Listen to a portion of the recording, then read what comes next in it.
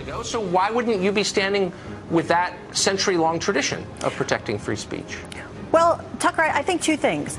First of all, the ACLU is a private organization. It has limited resources, and it's not going to take on, nor does it have to take on, every client in the world.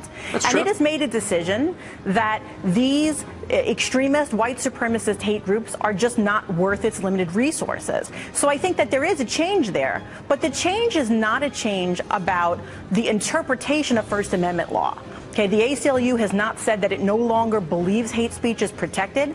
The ACLU is looking at these groups and saying that they pose an increased risk of violence. And by the way, speech that is really violent or creates imminent danger isn't protected anyway. So these groups really often don't fall under the protected speech anyway. Well, that's wrong. That's wrong, as you know. I mean, this was all decided in Brandenburg versus Ohio, 1969. That's right. Brandenburg said speech that incites violence is not protected, and that's what's going on here. But it has to be. No, that's not true. It didn't say that. It's imminent violence. Imminent violence. Yes, like that's right now. Imminent violence. So I can get up and say, under Brandenburg, I think we ought to overthrow the government by force. That is protected speech. That's right. If I say burn 7-Eleven right now, that is not. That's exactly right. That has been the distinction for my entire lifetime. What has changed is not the law, not the nature of the so-called hate groups. What's changed is the ACLU has caved to mob pressure. Well, I actually think that's where you're wrong, because I do think that one of the things, you're right that the law has not changed.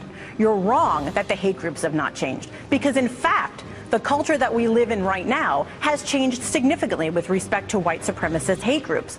These groups are now more violent than ever. They're growing at a rate that's bigger than ever. And we now have a president that has done things that have emboldened these groups. So there actually is more of a threat of imminent violence than there ever has been before. Well, I think if you asked anyone in law enforcement, if you asked anyone in law enforcement, they would tell you that there is a greater risk of imminent violence now than ever before. Okay, I don't know what you mean by anyone in law enforcement. That's an entirely subjective judgment, and I think it actually betrays a lack of historical perspective on your part. But leaving that aside, it doesn't change the principle. And the principle is this: unless you are telling people